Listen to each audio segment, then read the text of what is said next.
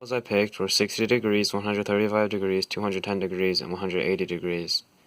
These satisfied the conditions of 1 having a reference angle of 1 over 6 pi, 1 over 4 pi, 1 over 3 pi, and a quadrantal angle. For part A, I had to determine the sine and cosine of 60 degrees.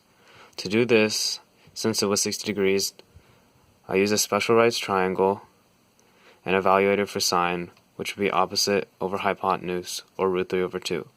Cosine would be the adjacent side to hypotenuse, or 1 over 2. For part B, I had to determine sine and tangent of 135 degrees. 135 degrees has a reference angle of 45 degrees, creating a 45-45-90 triangle.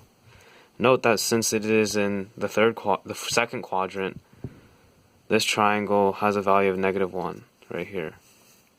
So to find the sine, the opposite over hypotenuse of theta would be opposite over hypotenuse, or 1 over root 2, simplifying to root 2 over 2. Tangent will be opposite over adjacent, which will be 1 over -1 or -1. For C, I determined the cosine and cosecant of 210 degrees. 210 degrees has a reference angle of 60 degrees in the third quadrant. Thus, cosine would be adjacent over hypotenuse, which would end up being -1/2. Cosecant equals 1 over sine. So sine of this would be opposite -√3 over hypotenuse 2.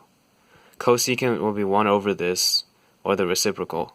So cosecant would equal -2 over root 3, or -2 root 3 over 3. For part D, I determined secant and cotangent of 180 degrees. The reference angle of 180 degrees is 0.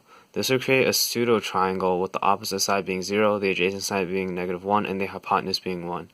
Note that this is because 180 degrees is in quadrants 2 and 3. Cotangent of 180 degrees equals 1 over tan, which equals 1 over opposite over adjacent, which equals adjacent over opposite.